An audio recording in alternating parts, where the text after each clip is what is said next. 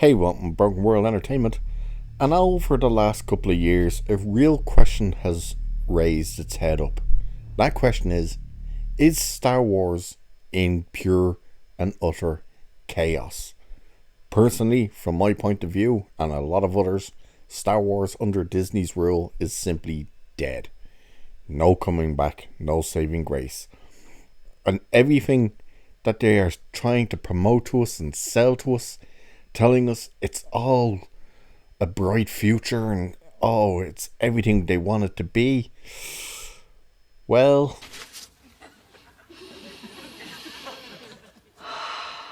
Smell shame.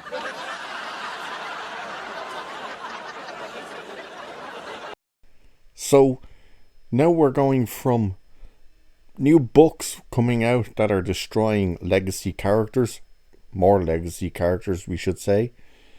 Rumors that Favreau was out altogether, that Luke Skywalker is nothing anymore for them to use, more than just a name. The new game, apparently the entire story leaked online before the game even launched. And now we even have an actor who's currently working with Lucasfilm and Star Wars calling them out and criticizing them. Well, what do we say to that? Boy, that escalated quickly. I mean, that really got out of hand fast. It jumped up a notch. It did, didn't it? So let's start with the book. So a new book is coming out, and it's basically showing the audience, the fan base, how the First Order came to be, how it managed to get such a strong fleet and managed to conquer the universe, basically, well, the galaxy, by making Mon Mothma an absolute moron. So let's check this out. By the way, there's tons of articles on all this stuff over at Bounding Into Comics. But they've written, in the book Star Wars Timelines, the explanation given is that Mon Mothma swayed the New Republic to decommission the vast majority of its defensive fleet for the purpose of demilitarizing the known galaxy, which came to be known as the Military Disarmament Act. Under this character retcon, Mon Mothma adopted the unrealistic utopian vision for the galaxy where every dispute would be settled through diplomacy and democratic negotiations, while it still held a small patrol fleet backed by the New Republic Rangers. It wasn't nearly enough to combat a galactic-sized threat like the First Order. So they've basically said, the First Order that rose up was able to do so because the leader of the Republic went, yeah, we don't need any of the ships anymore. Why would we need that? So what if there's people with special powers, i.e. the Force, who may turn to the dark side? Such stupidity. Absolute stupidity. And then we, of course, get to the Favreau rumor. There's a new rumor comes from Scooper WDW Pro, and one of his alleged inside sources, after detailing that Favreau's initial success with The Mandalorian has pushed Kathleen Kennedy to basically want to take the power. That she wasn't happy. So with the success of The Mandalorian, it made Kathleen Kennedy's management of Star Wars look terrible after the disaster of the Disney sequel trilogy. He detailed that Kennedy made a power play to undermine Favreau, with fellow executive producer Dave Filoni turning Favreau's vision for The Mandalorian into a Clone Wars tie-in. Specifically, he quoted his sources saying Kennedy elevated Filoni and turned Favreau's MCU-style vision into a Clone Wars battle. The funny thing about this is they basically told Favreau that, you also hear some of this from Chris Gore, who said it on Midnight's Edge, that Favreau told him that Grogu's story was done. Him going with Luke, that was the end of his story. But they weren't happy with that, and they wanted Grogu back. And it's interesting because Filoni has no real interest in the actual character of Grogu. He more so just wants to use it as the merchandise sale, and that's all Kathleen Kennedy wants him for as well. If you don't believe this, check out this response that Dave Filoni gave at an interview at Celebration, because you can just see he couldn't care less about who Grogu is and where he's come from. Check this out. Grogu, because we still don't know a lot about Yoda's species. No, and I know don't. John said we're kind of honouring that, but do you have an idea in your head about his family or the species as a whole, and what Yoda their or Grogu? culture might be? Grogu. Oh, but if I didn't, if I told you I did, it would just be so sad for you because I won't 'Cause you tell won't tell. And then you know that I know and that I won't tell you, and that would be cruel, so I won't say. Would you ever want to explore it No, on screen, or is it? I don't think so. No, I don't think so. Not for me. Thank you. Mando's his family. See, he couldn't care less, and that is crazy. But the funny part is, the reason they also wanted Grogu back was because they no longer see Luke Skywalker as a significant part of the matrix of the content going forward. So a new rumor claims that Lucasfilm has given directives that Luke Skywalker will not be a significant part of the matrix of the new content going forward. This also comes from WDW Pro. And in this new scoop, his sources informed him that Lucasfilm had a meeting with Hasbro and consulting firm and others where they detailed that Luke Skywalker will never be a main character in Star Wars again. He was at best allowed to be an occasional cameo. From there, WDW Pro relayed that Lucasfilm sees Luke Skywalker as a cobwebbed character. He is a museum piece. He sells, but he is not a significant part of the matrix of the new content going forward. So if Grogu is going to stay with Luke, then you lose Grogu. He's out of sight with the exception of some glancing exposure. And for anybody in the meeting, that would have been catastrophic. So they really don't even want Luke around anymore, which we kind of known since Last Jedi.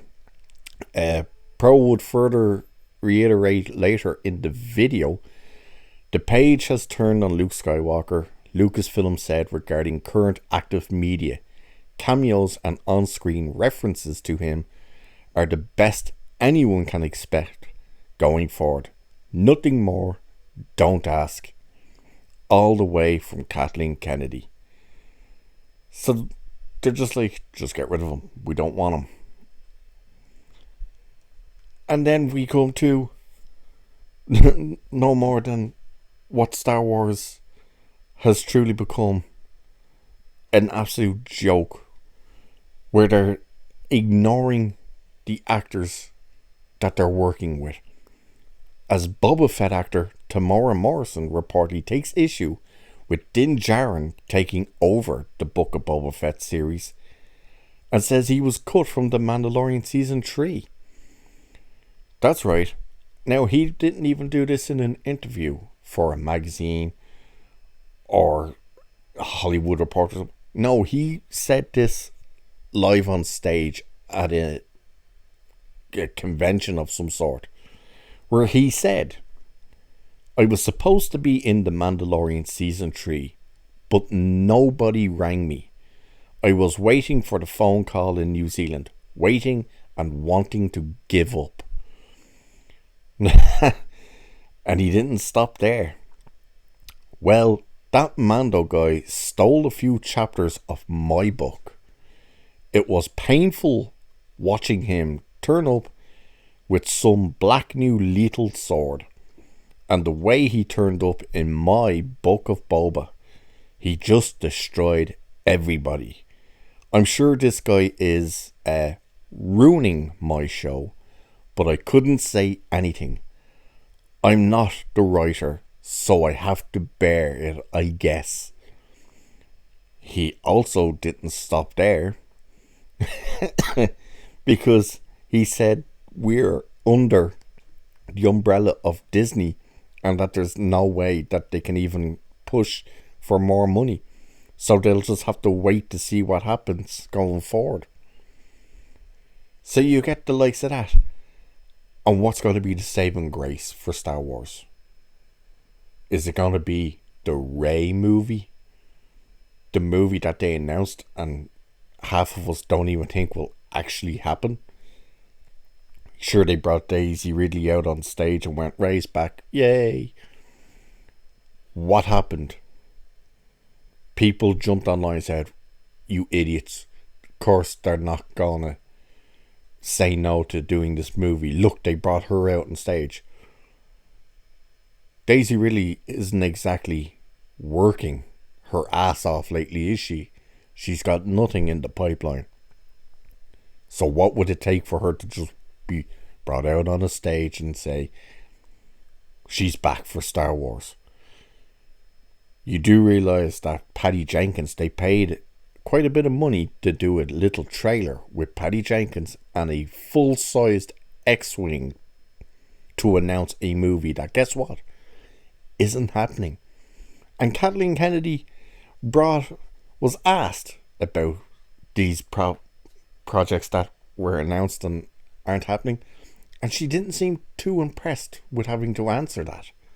Check this out. It's really exciting. Yeah, and for all the movies that we did hear about today, we do know that there are some that have been shelved. Well, they haven't been shelved. Oh. Most things haven't been shelved. Development is a complicated, long-term process. Mm-hmm. Some people, we're dealing with scheduling. Yeah. Because obviously really talented people are working. Mm-hmm. So we don't, it's often not a shelving. I see. It's just, is it ready? Yeah. That's really what it comes down to. Yeah, so I'm thinking about kind of projects like Rogue Squadron and Kevin Feige's project. So could those still see the light of day? Kevin Feige's project was something announced in the press, or I suppose fandom, but there was nothing ever got developed. Right. We never discussed an idea. We did, as everybody knows, Kevin's a huge Star Wars fan. And, if he did come up with something, I would be all ears, but that's never really happened. So See, she gets very defensive with her. Well, they're not shelved. They were never in between. Yes, they were.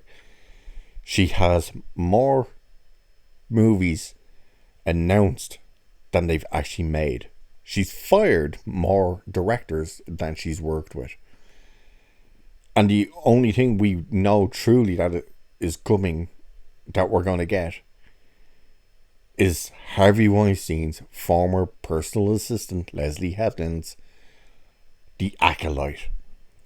The woman who couldn't even name a Star Wars movie. Don't take my word for it. Take her own. Check this out. Tell me, what kind of Star Wars fan are you? I am the type of Star Wars fan that doesn't even have a favorite movie. I just want to live in the universe of Star Wars continually, in perpetuity, forever. So when people are like, what's your favorite Star Wars movie? I'm like, there is no Star Wars movie. There is only Star Wars. So when are you writing a Star Wars movie?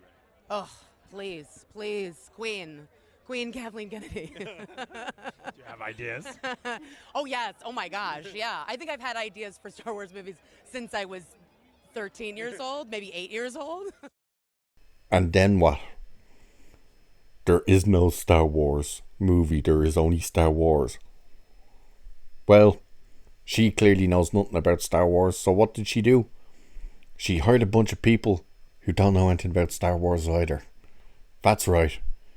Check out what the actors said, just to show you the level of stupidity from these people, as well as the lack of knowledge over the franchise they're now a part of. She's a powerful leader.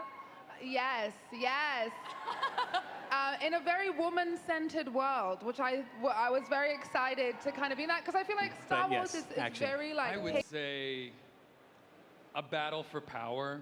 I mean, the best parts about Star Wars is there is no good or evil. It depends on what side you're standing on, truly. You know what I mean? That you can look at any angle and see yourself relayed through all the characters, Darth to Luke. You know what I'm saying?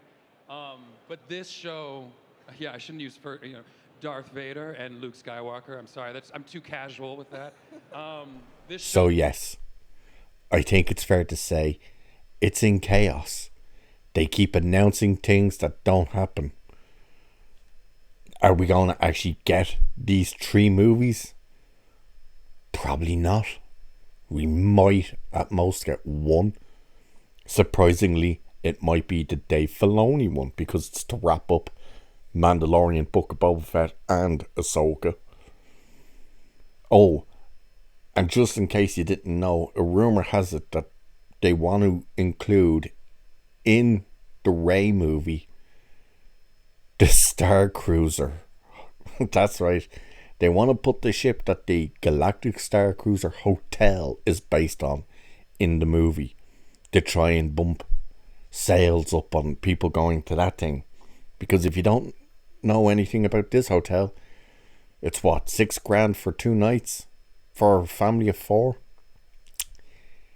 It's done so well that they've bumped it down to 2 nights a week. That's right. It's only open 2 nights a week now. So I think it's obvious it's in crisis. Behind the scenes, in front of the camera, because Mandalorian Season 3 was an absolute disaster. There's no denying that. The Lizzo Jack Black episode was the worst rated episode ever for any of the Mandalorian. No one has the interest anymore. It's finally dawned on people that under Disney, Star Wars is truly dead. And you've just heard it from a bunch of the people involved with it themselves. So with that, I'll leave it there for this one. So cheers, and I'll catch you in the next one.